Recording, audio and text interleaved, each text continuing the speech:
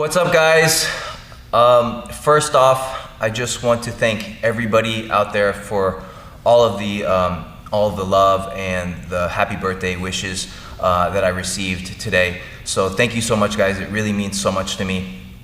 Every year for my birthday, I like to film a video to give back. Oh, and just so you guys know, it's my birthday today, and I'm spending my birthday with some of the most important people in my life, some of my best friends, and also doing something that I love. So I'm truly, truly blessed to be able to do what I love on my birthday, which is Jiu-Jitsu, and also teaching Jiu-Jitsu.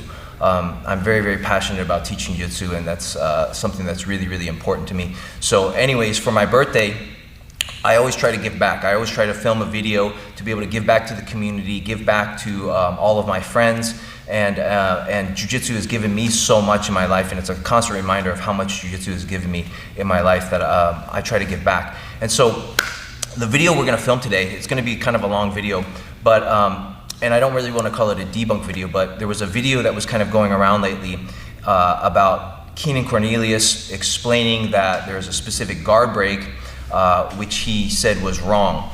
And what happened was someone spliced that video together with Rickson's instructional that was just recently released, and the title of the video, which went viral, was Keenan Cornelius says Rickson Gracie's guard break is wrong.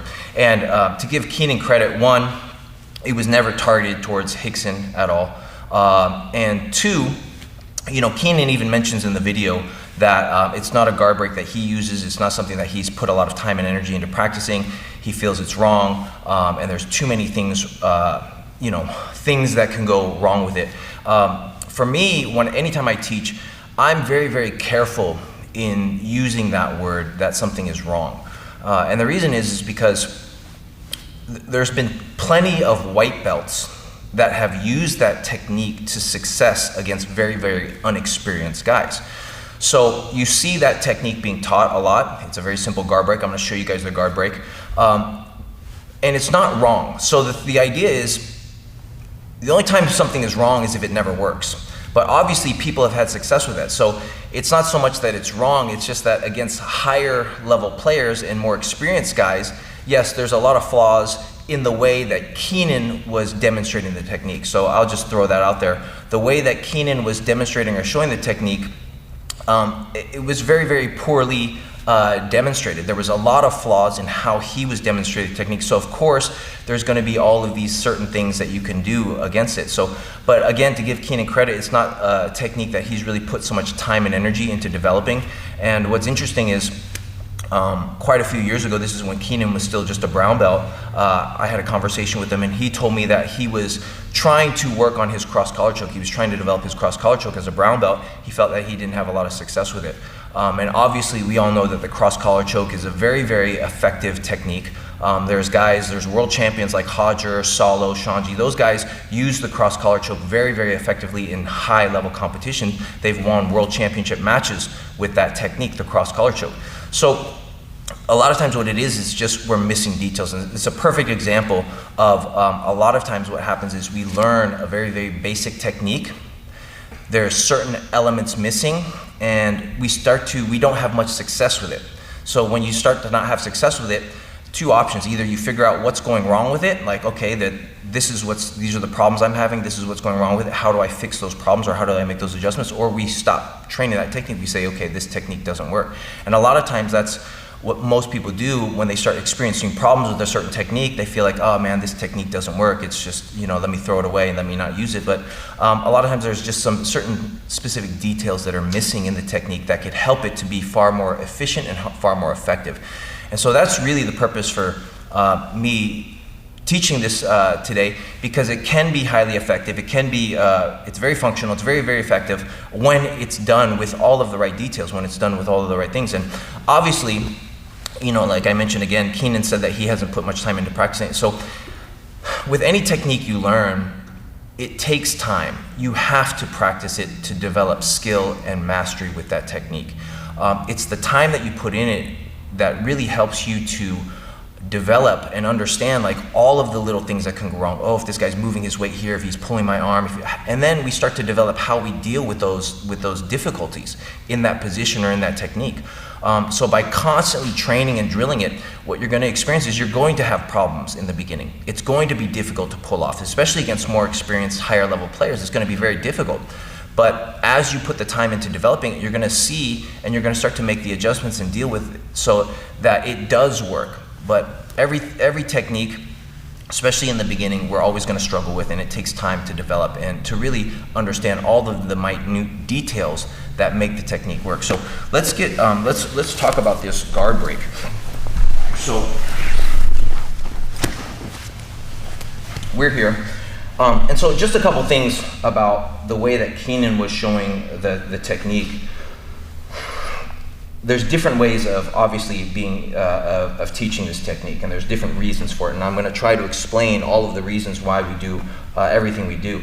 So yes, you can put your hand here and roll up the collar and drop your elbow. The reason that we drop the elbow is because with my hand out here like this, it's very easy for him to break my grip. With my elbow tucked, with my elbow bent, it's a little bit harder for him to come underneath and break this grip. Okay? The problem with having my elbow tucked, especially if I'm used to relying on my arm for my posture, is if someone pulls me in, I'm going to fall. And so what's important to understand first and foremost, before we understand even how to break the guard, is how do I sit in someone's guard to be able to maintain posture? How do I sit with posture so that I'm not reliant on my arms? And so one of the things you saw in the video was Keenan was very much leaning forward. So this is already a huge mistake, okay? The second that I start to lean forward, I'm already a little bit off balance. And the other problem that you see from the beginning of the video is he has what we call active toes. And so what happens is, right now I'm actually sitting on my ankles, okay, which allows me to sit lower and sit back. With active toes, what happens is my toes are on the ground, and what happens is I can't sit down as far. I'm sitting on my heels, which also changes my posture. So hopefully you guys can see that in the video, that just by being active on my toes and here, it actually pushes me a little bit forward more. Now the reason that people tend to do this is to prevent any type of sweep to the back. So if he tries to hip bump sweep me or whatever, because I have active toes, I'm already leaning forward a little bit and I can drive off my toes. But there's a much simpler way that actually helps us. There's a simpler way to avoid the hip bump sweep that also allows us to have good posture. So we don't want to be here active toes, okay? I want to be here sitting on my ankles first. So my knees are just pinching on the outside of his hips, okay? And the first thing that we need to learn is how do we sit in the guard and not get pulled over?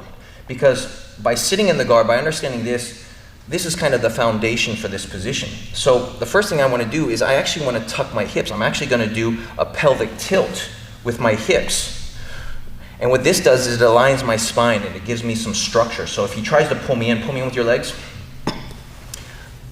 Now if he tries to pull me in with my hand, so actually grab my, and pull with your arms and legs. So now everything gets responded with my hips. Pull, good. Or pull my collar, pull, jerk. So just by using my hips, just by understanding how to use my hips and my spine, it prevents me from getting pulled over. If I start here, any type of pull, I'm immediately going to fall and my posture is going to be broken. And so that's the first thing we really want to understand is how do I sit in someone's guard with posture? If I start here leaning forward with just my head a little bit forward, this already ruins everything for me. Now what happens is it forces me to rely on my arms. So if you pull, yes, I have to rely on my arms for my posture, right? Which sets up his arm locks, okay? So first thing is I want to sit back, head back. My arm is really just here as a floater, and the whole purpose for my hand is to prevent him from sitting up. So if you try to sit up, my hand is just there to keep him from sitting up. It's not to prevent me from falling. The second that I start to rely on my hand to prevent me from falling, if he clears my hand, I'm going to fall. Okay? So even with him grabbing my arm, grab my arm, pull my arm, everything's connected to my hips. Okay? So I can get the grip if I want. The second thing that's important when we do this specific guard break is, Keenan talked a little bit about the knee behind the butt. And the knee behind the butt is not meant to make him uncomfortable. It's not supposed to be a comfort or discomfort thing, me putting the knee behind your butt. The whole purpose for the knee behind the butt is it's actually a wedge, okay? So when I go to actually transition into this guard break, the idea is I put my knee behind and I actually step back and I turn my body, okay? What you can see now is now that I'm turned on my side, now that I'm turned sideways, okay, what happens is it becomes a lot more difficult for him to break me down, okay? So from here, because when I'm sitting in this position, my body bends forward. And you can see this basically by, if anyone pulls your head, if let's say from a tie clinch or something, people are very easy, if you pull someone's head down, they end up falling forward, okay? But from the side, it's very difficult to pull someone down from the side at a sideways angle. And so that's why when we actually put the knee behind the butt, we don't stay here forward with you, right? That's easy for you to break. But I turn my hip to the side. Now, does that feel different? Try to pull me down. I can't, okay? The other thing too is that when we turn sideways, my weight, so the whole purpose for this knee, like I mentioned, is a wedge, okay? And when I put my knee behind the butt and I step forward, now what happens also is I've turned my body and I've made myself longer here. The whole break happens from me actually sitting back towards my leg. And what you can see is by me sitting back, the wedge, my knee creates a space from his legs to my hip. So now I've created all of this distance between my hip, and that's what actually breaks the guard, okay? So it has nothing to do with this hand pushing.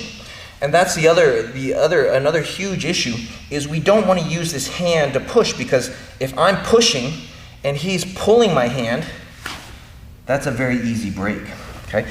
So one, I'm not a big fan of grabbing cloth and using cloth to push. The other thing too with this motion of me trying to push his leg with my arm, that's a huge waste of energy. So if you just keep your legs tight, let me try to push. This is never gonna break his leg. It's never, ever, ever gonna break his leg because my arm is not stronger than his leg. So the whole purpose for the arm is not to help break the legs. What I'm doing is I'm gonna use my elbow, okay, by his knee, and just by me pushing, what I'm doing is I'm engaging my elbow a little. What that does is it creates tension in his ankles. It actually starts to create tension in his ankles, which therefore will end up helping me to break. So if you cross your ankles, so even though I can use my hand to secure the grip, there's never any pushing going on. The other thing is when I use my hand here, okay, instead of keeping my hand with my elbow down, immediately what I do is I turn my palm up. So the idea is without changing my grip, I turn my palm, and what this does is, you guys will notice a big difference. If my hand is here and you start to pull my hand to you, good, again. So anytime I'm palm down in the guard, it's very easy for him to pull my arm to me because I can't engage my muscles properly to engage the right muscles to create strength. But by pulling palm up and keeping my elbow locked to my side, pull my elbow, pull. I can actually pull his whole body up with my arm palmed up. And it's the same thing that you guys will notice. There's a big difference when you do pull-ups here instead of pull-ups like this. You have much more strength doing a pull-up with your palms facing you than if you had the exact same grip and you try to do a pull-up like this. You'll notice you're a little bit weaker. Okay. So even though I have this grip, my elbow comes in and I turn my elbow a little bit. Okay. And the idea is I'm not pushing because that's going to help him, especially if he wants to pull, but I'm actually opening my elbow to break it. If I want to break his legs or if I want to create tension in the legs, I actually open my elbow, and what it does is it pushes his knee to the outside. I'm not trying to push his leg forward. If anything, the energy goes from a straight line from his ankle through his knee. So the angle goes that way to break. Okay, that's the most efficient angle if we're looking to push the legs to break the legs. And you can see that from here. If I try to push his leg forward, it doesn't work. But if I push by the knee and I push it at a 45-degree angle, it's very easy to break his legs. Okay, but we'll go back to this break here. So I'm here. Knee goes behind the butt. This is the part where it kind of gets a little bit, Where there's a chance for him to break your posture is actually when the knee goes behind the butt, okay? As I raise myself forward, what happens is my posture slightly transfers over him. So if he does a good pull right now, I'm going to fall. So that's really this transition of transitioning and putting the knee behind the butt is where we need to be a little bit careful. And so the idea for that is once I'm sitting with posture, I bring my knee behind and I try not to lean forward. Okay. So we scoot up a little bit. Good. So one more time, pull me in with your legs. Good. So once I feel comfortable, my knee comes in and I try pull. I step back. And now the idea is I want to sit away from him to break, okay? And that pressure of sitting away, what happens is it creates space. My body, what you notice is from the side, it's much easier for him to wrap his legs around me, but once I turn my hips, my body lengthens, and the knee acts like a wedge to basically, as I sit backwards, cross one more time, and keep your hips on the ground, and we'll talk about that in a second. When I put my leg up and I turn to the side, pull me in, pull, okay, pull my sleeve. Just by me transferring my weight over here, pull, see? Now, what happens is I can sit backwards, okay? And what you see is I've created so much space. So when I stick that knee behind the butt, it's really a wedge. I put my knee behind the butt. And this is, like I said, this is something to be careful about. So from here, once I'm establishing my posture, pull me in with your legs, pull me in. I'm using my hips, engaging my hips. If he pulls my arm, even if he pulls my collar, pull my collar. And Scott, just so you guys know, Scott's about 210, 210 pounds. He has a background in, you were a bodybuilder for a while, into bodybuilding for a while, so he has a background in weightlifting, so he's also a strong individual besides being a heavy individual. But once you understand how to use your hips properly inside the guard, once you learn how to sit properly inside the guard, you can neutralize a lot of your opponent's ability to break you down and break posture. Like I said, the danger does come though, when we try to get our knee inside. A lot of times what happens is, this slight motion here, and just this is enough, that if I put my weight, yes, I can fall forward. So the key is timing the knee switch, understanding when to put the timing of the knee switch, hoping that he's not pulling at the same time, or hoping he doesn't know when the specific time is to pull, and also trying not to lean forward. So what I do when I do my knee switch is I'll actually transition my weight to the back. So if you're pulling me, pull, good. He can be pulling, look, knee, and I turn my hips. From here, it's very difficult for him to break me down, good, even if you pull my arm, right? Just by me transferring my weight. And now, look, I sit back, okay? So the purpose for the knee is not to make him uncomfortable, but it's a wedge that helps when I actually sit back. What it does is it creates distance. So what you can see is how hip my closest to his hip. With his hip on the ground, when I sit back, and that's the reason we had this leg backwards, is when I sit back, now look what happens. It creates all this distance with my knee blocking. Where a lot of people start having difficulties now is when he decides to actually lift his hip up. So when he lifts his hip up, lift your hip up for me, yeah. Now there's no more wedge, so that knee is no longer creating a wedge behind his butt. And so what happens a lot of times is, once guys start doing this, your guard break is not going to work anymore. So what happens is, you can see is he lifted his hips over my knee, okay? And so one of the things that we can do to help prevent that issue is I can push his hip down, okay? So when I put my knee behind his butt, try to lift your hip up. I cannot. So I'm pressuring his hip, and the same thing, I sit back, and now that creates space to break, okay? So that can be one solution to the hip lift. The other solution, obviously from here, once I turn on my side, because now I feel very comfortable, try to pull me down, is how I use my elbows against his leg to break. Now, one more time. Good. I'm gonna have my hand turn the wrong way, try to pull my hand. Yes, that was so easy. Mm-hmm. Go.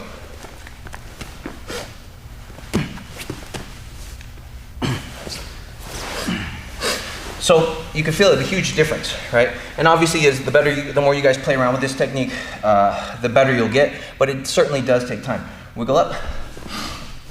So let's change the angle here so that everyone can see it from this position. So from here, legs crossed. So already, I'm just tucking my hips. This is an okay grip. It's fine. Grab the collar. And this, like I said, primarily is to prevent him from sitting up. So if he tries to sit up, my hand is there to jam him. I can have my hand here, but I want to turn my elbow inside, okay? We really want to make sure we're tucking our elbow in so that if he tries to pull my arm, pull, okay? Knee goes inside, step away. And just by me turning my hips and stepping away, it's very difficult for him to break me down. Cross your ankles again, please. Pull me down at this angle. Just from me leaning and using my weight, I'm able to keep my position. So again, we don't want to push, because if I'm pushing, it's basically me creating a frame on his knee and then sitting back to break, okay? So the hip bump, which they talked about, Keenan mentioned a little bit about being too far back. Well, the counter for the hip bump is very, very easy. The counter for the hip bump is, as I'm keeping my posture, cross your legs please. As I'm keeping my posture, anytime he goes to sit up, to hip bump me, go sit up whenever you want. Sit up, sit up, sit up, sit up, sit up, go. I just engage my hips. So just by me thrusting my hips forward, I'm able to jam his hip bump. So if we're here, go, hip bump, go, hip bump. Just by me hip bump, and this also gives me the opportunity to take his back. So I know that when I'm keeping posture in the guard, okay, that is always an option for my opponent. As I'm sitting back here, I know that's an option for him to hip bump me, and so I'm ready for it. And I'm excited for him to try, because just by simply engaging my hips and thrusting my hips forward, go whenever you want to, hip bump. Just by me engaging my hips forward, not only do I jam him, but now it gives me the opportunity to start to pass or take the back, okay? So that can be a great opportunity for you to advance if you understand how to jam the hip bump sweep, okay? So let's turn this way.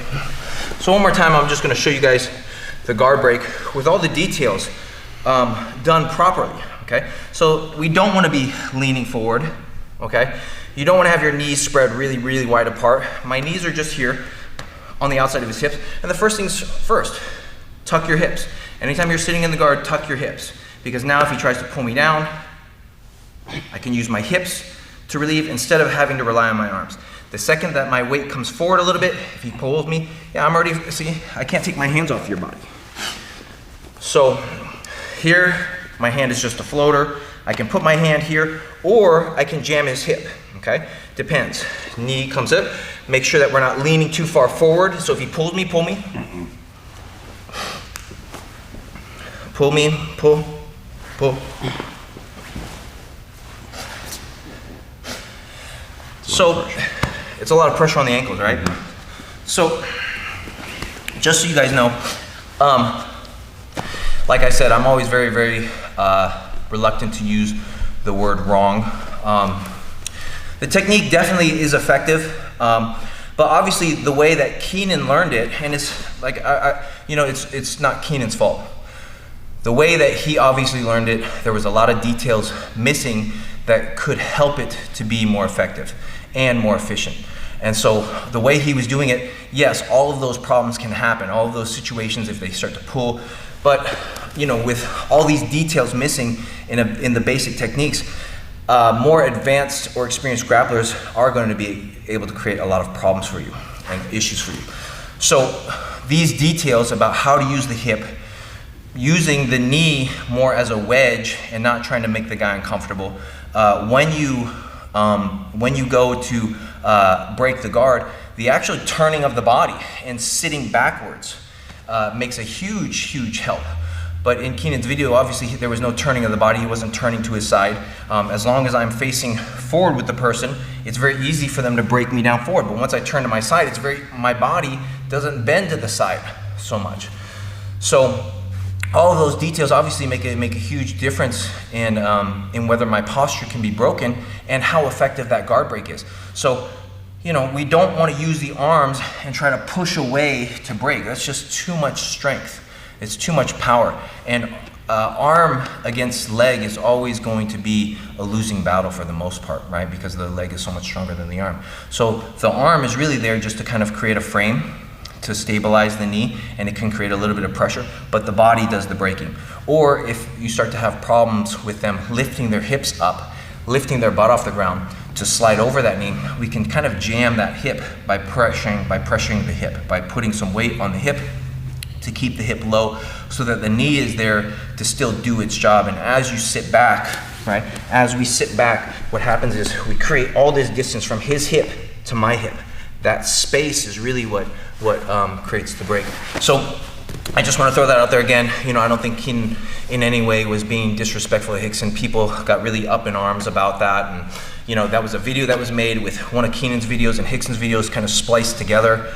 And you know, nobody in Jiu-Jitsu knows everything. That's the other thing we need to understand, is nobody in Jiu-Jitsu knows everything. Especially myself included. There's so much in Jiu-Jitsu that I'm still learning and that I still want to learn and improve and get better. And I think this is just one of those examples of you know, someone that's a high-level Jiu-Jitsu practitioner that hasn't really put much time into understanding and developing a specific technique, not really understanding what are all the details that make something work. So when you're missing a lot of details against more experienced players, yes, you're going to have problems. So anyways, guys, hope that helped. And like I said, you know, it's obviously not a wrong technique. It works very, very well. And basically what we're always looking for in Jiu-Jitsu is not so much of wrong techniques. We're always looking to make things more efficient and more effective. So that's the thing. I have a very difficult time saying something's wrong, because if it works, it's never wrong, right? But can we find a more effective and efficient way of doing things? And that's really the journey of Jiu-Jitsu, is to develop the basics and see, okay, if there's problems, what can we do to fix it so that things start to work easier for us. One more thing I wanted to add in is that, you know, there's advantages and disadvantages to standing up and opening the legs. And, you know, I think a lot of people think that breaking the legs from the knees is wrong or is bad. And what happened was people started to stand up to open guard in the day and age when a lot of Jiu-Jitsu practitioners had very, very strong closed guards. And so against a person that has a very, very strong closed guard and is really, really good at breaking posture and breaking you down, you have the advantage of standing up. But again, like I said, there's advantages and disadvantages standing up. And so one of the advantages in learning how to break the guard from the knees is that, let's say you start to pull me in or whatever, and I break the guard from the knees, is I'm already a lot closer to my opponent. At this point, I'm a lot closer to my opponent, and it's a lot more difficult for him to attack my legs, okay? And because I'm so much closer, the first thing he wants to do is he wants to try to create space. He probably wants to try to get your knees inside first, right? And create space and start to keep me backwards. So by opening up or by standing up, which is very, very common, most people have learned how to stand up to break the guard. So I'm here, I put my leg up, transition my weight, and break, right? Once I break here, what happens usually now is he has his feet in between me. So what happens is I'm a lot further back from my opponent. The other issue with this, with standing up and breaking, is he can also attack my legs, which is also very, very common now. So he grabs my ankle, starts to shoot this through, and he can start to attack the legs. So, and it's not that you can't attack the legs from when you're on your knees, but it's obviously a lot harder. It's a lot harder to get underneath. It's a lot harder to get underneath me. I still need to be elevated. And so I just want to explain that it's important for us to have and develop both options. The option to break from the knees, especially if my opponent, if I feel that he doesn't have a good closed guard, if he's not able to break me down, that's always my preference, is cross your ankles. You can go ahead and start to break, pull me down, right? Whatever you want. Good, I'm using this, and I'm breaking. I'm already starting to pass. I'm already so much closer, right? But if he's got a really, really good closed guard and he's able to break me down by standing up and lifting him off the ground, can you pull me down anymore? So now it's much harder for him to break my posture because I've stood up. So that's just one thing that I wanted to point out, guys. It's really, really important to understand why we would stand versus why we would break from the knees.